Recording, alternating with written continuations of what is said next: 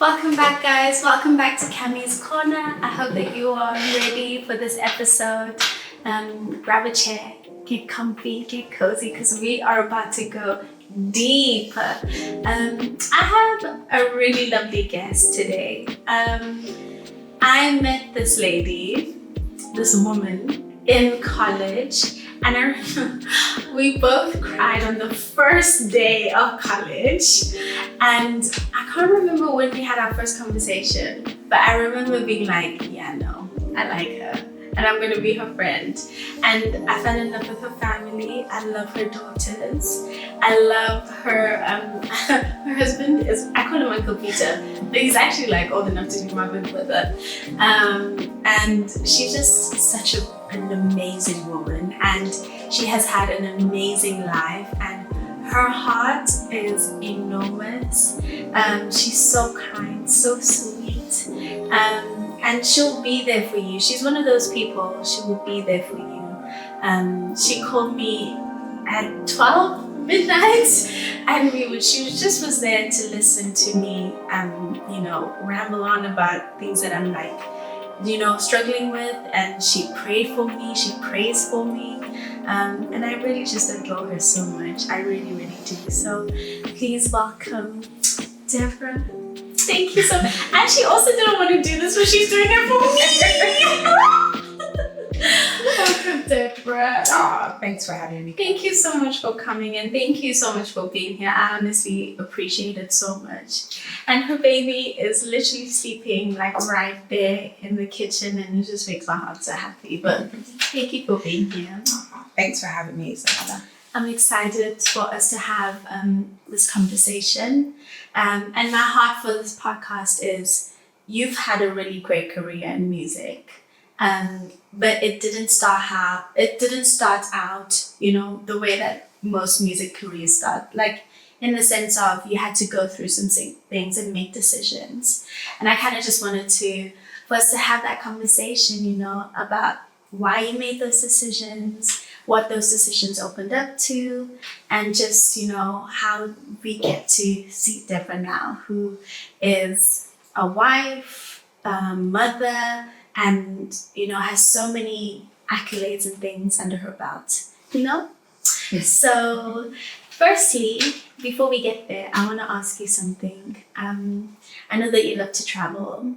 What is one place that you are dying to visit, or what's one place that you're dying to visit? Ooh, I've always wanted to go to Puerto Rico. Okay. Yeah, it's a beautiful, beautiful place. Yeah. So yeah, I think that would be Puerto Rico. Puerto Rico. I don't know. That's so. Growing up, I've always wanted to go there. Really? Yeah, I don't know why, but it is very beautiful. So yeah, it is on my bucket list of places to go. So maybe next year. Maybe. We'll see. Maybe. We'll see. Okay. I like that. I like Puerto Rico. So Deborah, you have gone through quite a bit just in starting your music career. The decision to kind of not finish with school. And I kind of just wanted you to share your testimony and share a bit of that and a bit of that journey of how you made those decisions to have the music career that you had. So yeah. Yeah, music has always been a big thing for me from growing up. I've always loved music. My parents have always pushed me. They've always said, when you were young, you always loved music, you always singing, even when you were a baby, you never really cried, you were always singing. So yeah, I can see that when I look back, when I look at certain things, they really pushed me into music. Yeah. They really recognised that gift. So they would always put me forward to do things like in the school. I remember a brass band came to the school and I was like, yeah, I'm going to pick the biggest instrument that is there, and I'm this little short girl wanting to play the tuba and I can't even hold it. So they're like, no, you're going to have to pick something smaller. Were you like neighbours high? Yeah, it was small. And when you're living in an African household, like everything's big, like uniform, you're big. Small and short. gown, holding this massive. I ended up choosing the French horn, so Yeah. it's still like a miniature version of a tuba. Yeah. But yeah, it was like a big instrument. And I was in year 3 when I started. Oh wow. Yeah, so I played up until 15, 16. Yeah. So that's obviously, it was a different side of music for me, Yeah. because obviously I grew up in church, so I grew up singing In church. children's choir. So obviously, was the gospel side of music that, I really grew up in. And then, picking an instrument like the French horn, it's more of the classical side. Yeah. So it was, it was interesting seeing both parts. So yeah, as I got older, I didn't really, because I loved to sing, but it wasn't really my main focus. I really focused more on the French horn. Other than that, I would, dabble in a bit of the piano and the drums. I kind of like taught myself the basics on those things. That's so cool. I always think women playing drums are so like dope. Like literally at my house was like, we had like our band, me and my Are you brother and my sisters, serious? we'll have like, we'll make, you'd use like pots Yeah, and like pans pots or and like, pans, yeah. or like anything that you can use to to make it sound beat. musical, or to make a beat, no. would use it, and would sing, would play and whatever. And during our quiet times we'll make, songs out of memory verses and stuff like that. So it was that kind of vibe. So, that we always loved music in our household. So yeah, growing up, when I started college, I kind of stopped playing the French horn, and I kind of leaned more into singing. I think that was more so because I think I'm in years 10, no, in fact, year 9, there was a gospel choir workshop that came to my school, and it was when you hear about something like that, especially when you've grown up in church, you get really excited. Yeah. Oh my gosh, this is something that I can join. My parents would, let me join. Yeah. So went, and it was a real confidence booster, because in school wasn't really, I went through a lot in school in terms of like friendships, bullying. Yeah. So it was a bit hard. So having this was like, oh my gosh, this is this is my thing. This is my thing. Yeah, and you have such a beautiful voice, like so. It was like, I want to do this. So I started, and it really opened a lot of doors. Which was really shocking. Got to sing at the Royal Albert Hall with our school, and then that kind of, we moved to different like places, sing at different venues. And it really, like, growing up, I always had this, idea that I'm going to sing one day, but I didn't know whether it was going to happen. Yeah. Not that I would be famous, but I would be singing and what, because it's because that was something that I loved to do. Yeah. But I didn't really think it was going to happen. I didn't know how it was going to happen. So this was like, oh my goodness, I had an opportunity to sing a solo with a 1,000-piece choir, because it was like different schools from all over. So it was really like, it was a big deal then. It was like, wow, okay. And obviously as a child, I was in year 9. So Sorry, you sang a solo for 1,000-piece choir in year 9? Yeah, in year 9. Yeah, it was very nerve-wracking. But yeah. I did. Deborah. Okay. And I think that's when my love really increased for singing. Because, I was playing the French horn. I loved anything music anyway, I was up for it. Yeah. But I think that's when, because I was singing in church as well, but wasn't really confident. Yeah. But, when I joined this workshop choir, it was a real confidence booster. And the choir director he just really had so much belief in me. Yeah. So much belief in my gift, and he would really put me, even when I didn't want to do the solos. Yeah, he would push me for the solos. Yeah. And that really boosted my confidence. And then I always loved to teach. I always had it in mind, I want to sing, but I also want to teach. Yeah. So I would line up, as a young child, I would line up my teddies. I did the same when you had to study. Yeah. I would line up my teddies in my room, and I would put on music. I'd put on choir music. At the time, it would be Richard Smallwood. It would be like Shekinah Glory. It would be one of those choirs, and I would conduct. I would do the parts. I would be like the choir mistress, with my teddies. And it was funny. Even like when I went to Ghana, we had a family trip to Ghana, and my mum was like, the first thing you did when you arrived, like we drove from Nigeria to Ghana. Yeah. And then the first thing I did, apparently, was get out of the car, obviously do all the pleasantries, meet your granddad, and I went outside, and there were some children apparently outside. Yeah. I gathered them together and taught them a song, and then marched them into the front room and just had this performance. Yes. So it was something that obviously, I was really crazy about music. Yeah. And it just progressed. Yeah. And I remember being in a service, and I'm probably jumping, but just to kind of get to obviously the question. Yeah. I was in a youth service, and the youth leader at the time said, I think it was at the end of the sermon, he had preached, and he was like, and Deborah, I want you to take over youth choir. And I was like, what? Sorry? I was like, what? And I think I was about 15 at the time. Yes, I was 15 at the time. And I was like, what? Like, how? Obviously, I'd seen, other people do it, but I didn't think that I was capable of doing it. My only experience was with my teddies.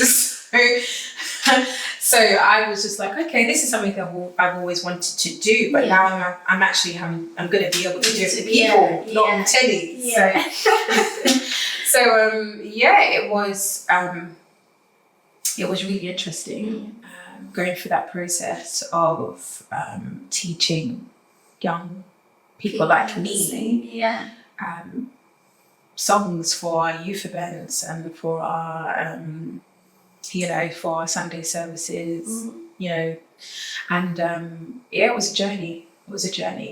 And through that, obviously, I had to juggle that with schoolwork, and it was challenging because it was, it's not just something that you're doing for fun.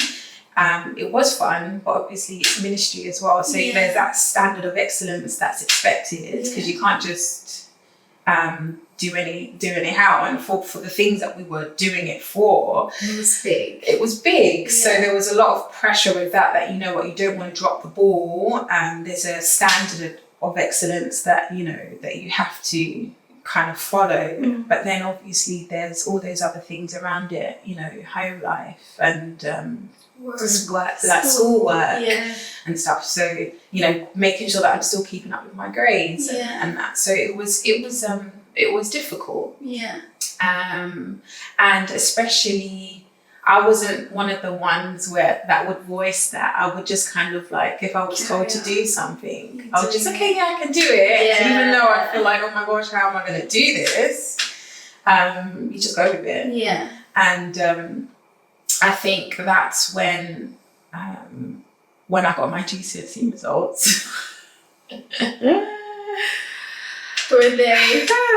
Yeah, it was like like you could see where like in music I did really well. But then all the other subjects that are more important for you to progress. It was like it just was like yeah. I was the same, you know. Like my drama was, but everything else. Oh, that's not so yeah. So it was one of them ones where from there, the low self-esteem kind of. There was other things that contributed to the low self-esteem because obviously, I lightly touched on the fact that, with bullying and stuff, which is a whole different topic. Yeah. But kids are mean. They can be. Kids, especially like when you're in an environment, because in church that's like your safe place. So I was everyone's friend in church. I had so many friends in church, but then it was completely the opposite in school, and I didn't understand it. Yeah. So it was a whole different experience. Well, obviously that's a whole different story. Yeah. So with the whole music thing, that was like my way of expressing myself, but in my mind, my way of expressing myself was behind the scenes.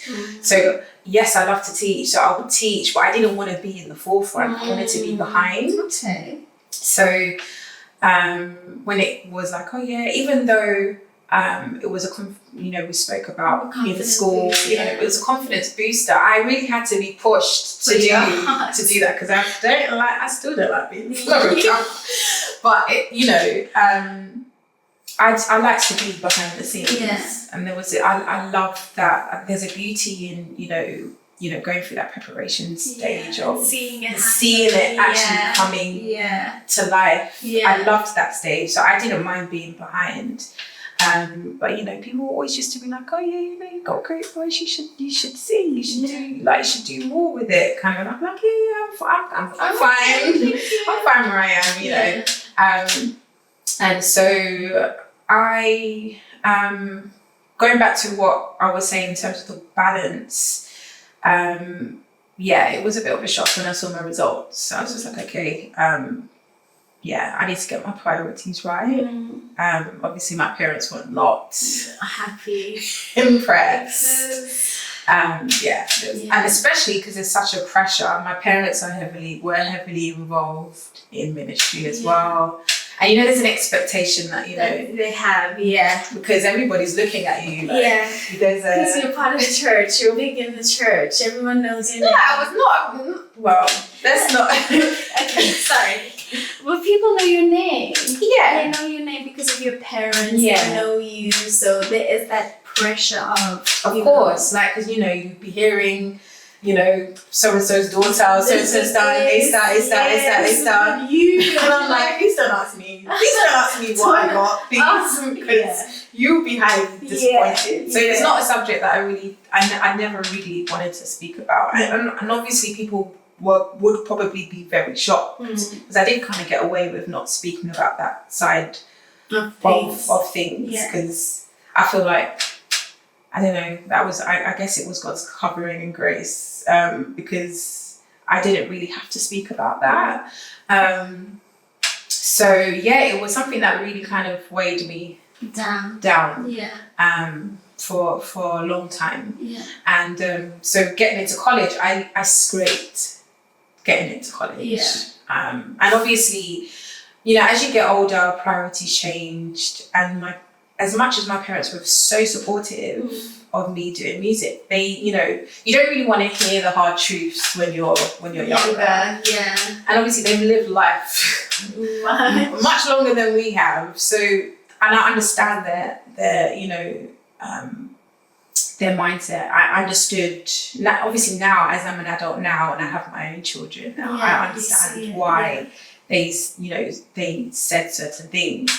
And they would advise, you can always do your music on the side, but you need a degree. You need a degree. Yeah. You need to pick subjects that that you can have something to fall back on. And in my mind, I wanted to do that with music. I wanted to teach in music, but it was not a discussion. Music, those times. Side piece. It was at that time. Music was it was something that you do on the side. It wasn't something that you majored in. And it was hard. So I picked law. I thought the furthest thing from me. So it was literally.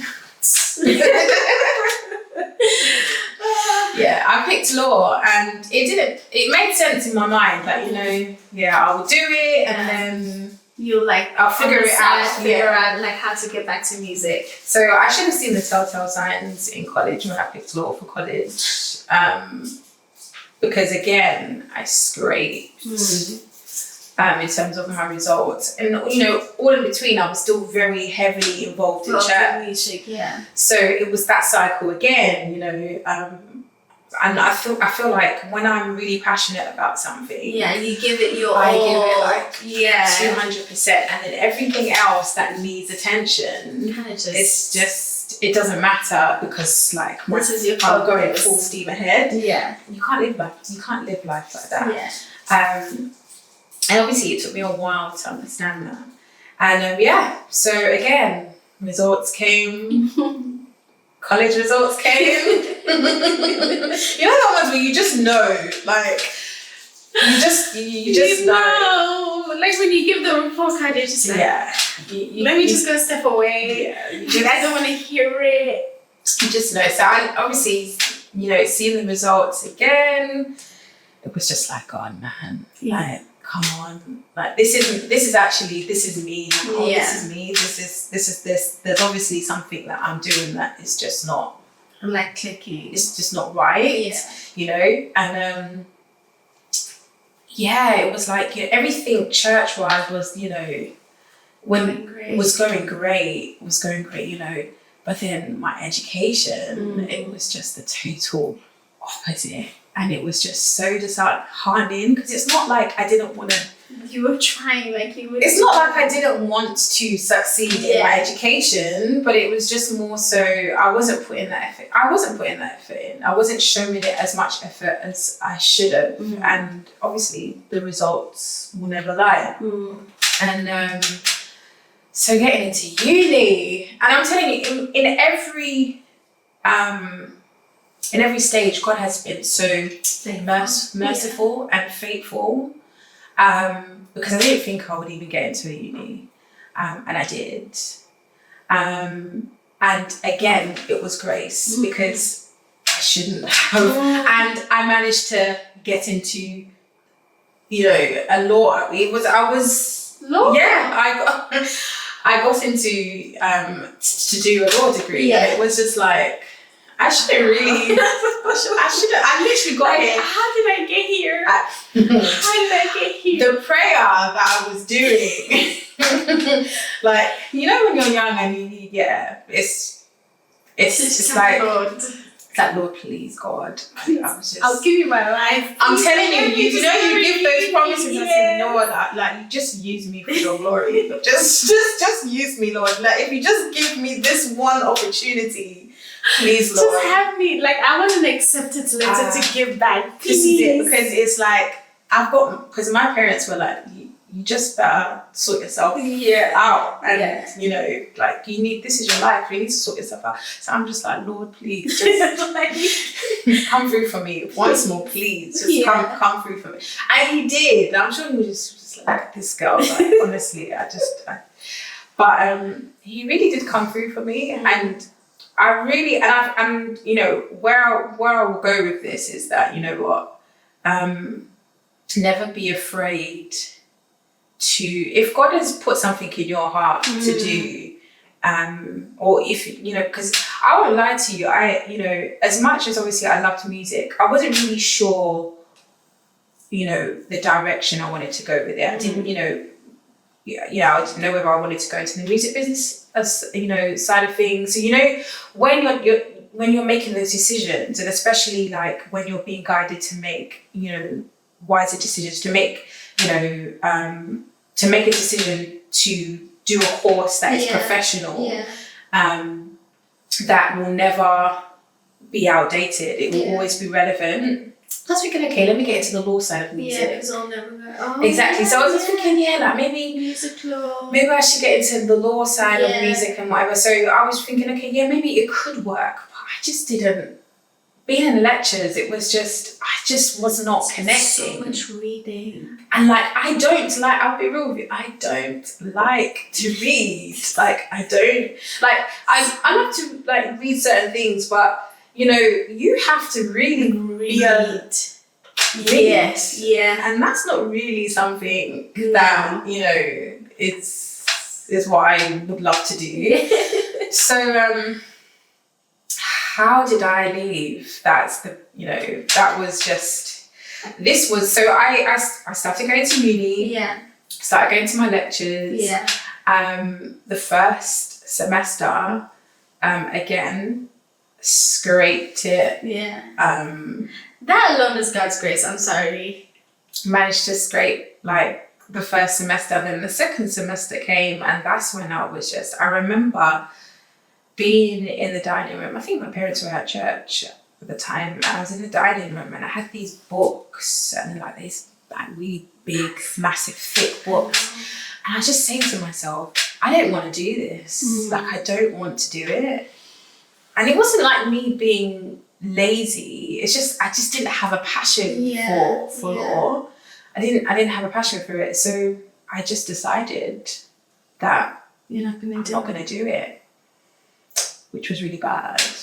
But I just said, I just can't, this is just, I'm miserable. I just can't do this. And I just stopped attending. Yeah, it was bad. I just stopped attending, but I made it out like I was attending. Yeah. So the usual get ready for uni, but I wasn't going to uni. Where were you going? I was out. Yeah. Yeah. And it's really bad. It's sad, but I just didn't want to. And it was worse because obviously I couldn't really speak to anybody about it. And all my friends were in uni. They were telling me how great their courses were. They just looked like everything was together. And I'm here. They're only seeing one side of me, which is in church, doing music, like, you know, being this youth choir leader and doing really well in that. And then that was what I kind of hid behind because I didn't want anybody to know about my uni, like my education side of things.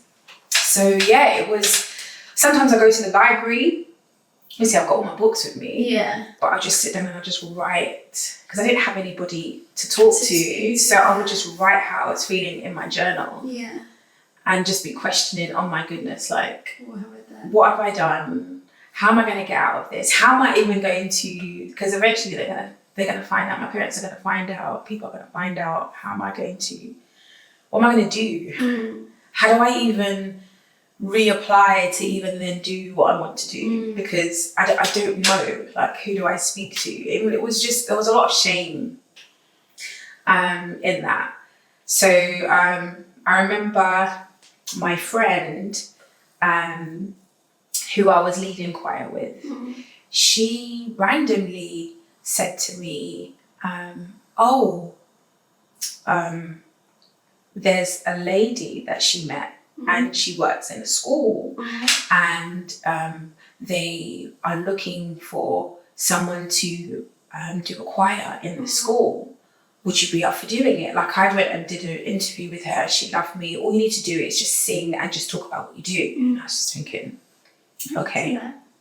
Like, I've never like done anything like that outside of church and I'm going to get paid for it. Okay. So went for the interview and I was thinking, oh my gosh, is she going to ask me about education and whatnot? So she was just like, tell me about yourself, you know, how did you get into singing? And I just said, yeah, you know, happened to have been given a responsibility to teach the youth choir at the church. And she's like, oh, let me hear you sing. So I sang and she's like, great, when can you start? And I was like, today. When do you want me to start? When do you want me to start? And so I started teaching. I don't have any qualifications to teach. She just said, you know what, you need to do your DBS. We'll do the checks will be done and then you'll get you can start. Yeah. Okay, all right. And at the time, this is like good money. Yeah. This was only once a week. Really? This was only once a week. And so I was like, okay. I think this actually makes sense. Yeah. Imagine I get a session like this every day. Yeah. Like, this is good. Like, how can I do more of this? And then she said, you know what, I'll put you in an agency where it's like a creative agency with like a pool of actors and singers and whatever. And anytime a school needs cover for music or whatever, I'll put your name forward. Yeah. I was like, this is fantastic. Yeah. So it went from me going to the library just trying to kill time to me going to get a job. Yeah. But meanwhile, my parents didn't know anything that was happening. So I'm still pretending to go, that I'm going to uni. But now, obviously, on that one day, it's working. So from that, it was kind of like a snowball effect. So it was that, and then another school came, and then another school came, and then it was then youth centres. And it was like, oh my gosh, I'm earning money from this. I'm having to hide the fact that, because you know when you're young, like you're like, where are you getting this money? Like, your life is not your own. Like, your parents are in everything. Yeah. So, you know, how am I gonna hide? So I started spending the money. Because obviously in my mind, like, I'm gonna have to hide this. Yeah. Like, I can't, like, if they see my bank statement, they're gonna be asking me, where am I getting all this money from? So bad. Like, that's one of the things I really regret, because I could have really saved a lot of money. But you know, you keep saying, I think like whilst listening to your testimony, and I know that you're still getting to just all the things that have kind of like, you know, happened and taken place, and how like God has really just turned that around. But I think like you said that there was so much like shame attached to it, and you keep being like, it's so bad, it's so bad, it's so bad.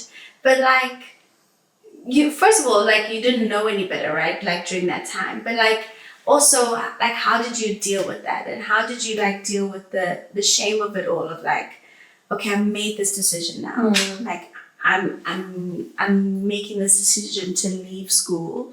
I'm now doing this job. I'm spending the money. I'm spending the money so that my parents don't see. Like, how did you kind of like work through that and work through the shame of it all? Because like how did you work through that? I'll be real with you. I just swept it under the carpet. Like, it was literally every day was game on. Smile. Yeah. Like, it was literally, I just swept it under the carpet. It hadn't happened. It didn't I've exist. just now created a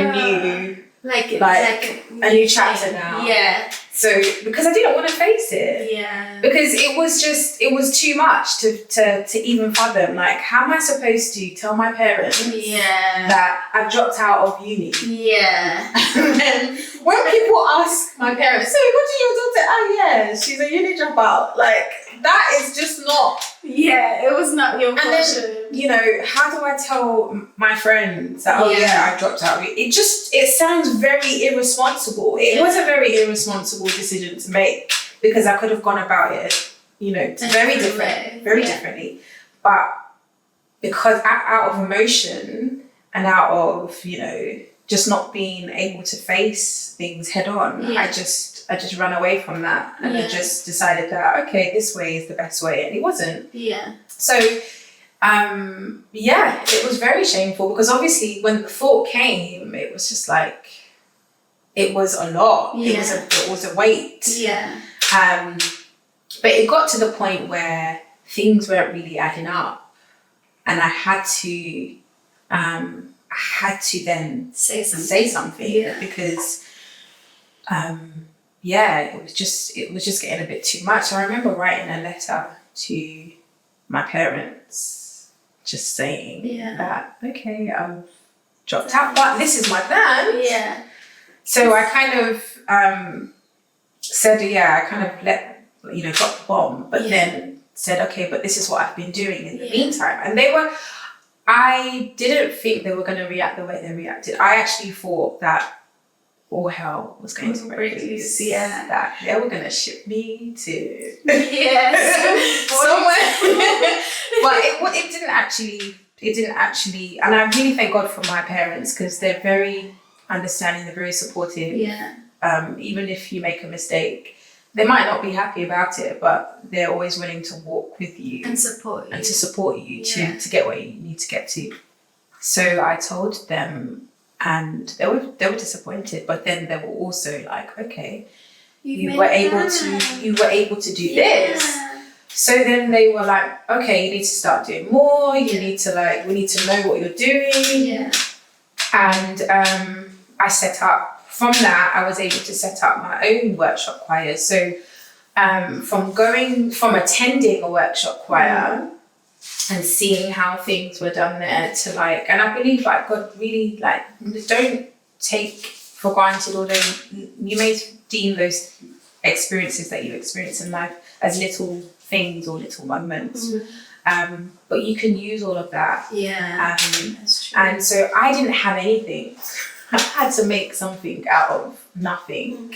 Not to say that I didn't have anything, because I have, God, has gifted me. But, just because you have a gift doesn't mean that you can just rely on that gift. You have to work on that gift too. You have to, to make it work. Exactly. So all these little experiences that I had, gained, I didn't think I would be teaching anybody outside of church. Yeah. And those opportunities came, and I saw that God not only used me in,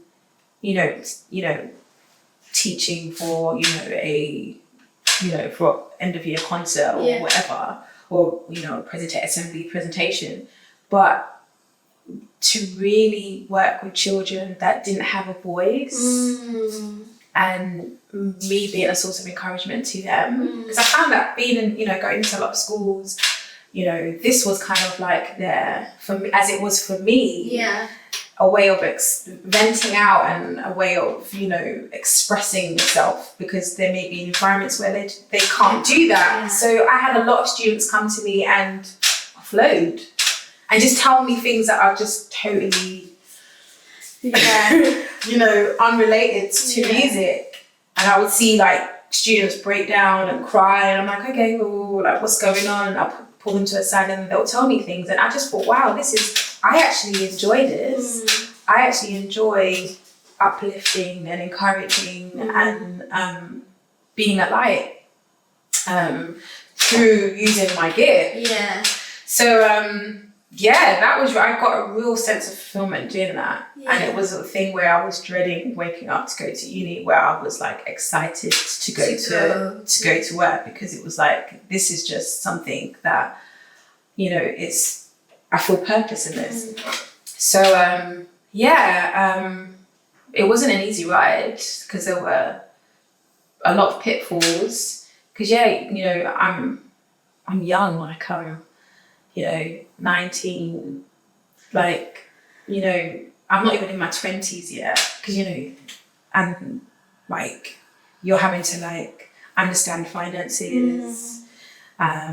Also you're dealing with outsiders now, and you're very vulnerable, and people can use you because of your vulnerability. So I had to learn things the hard way.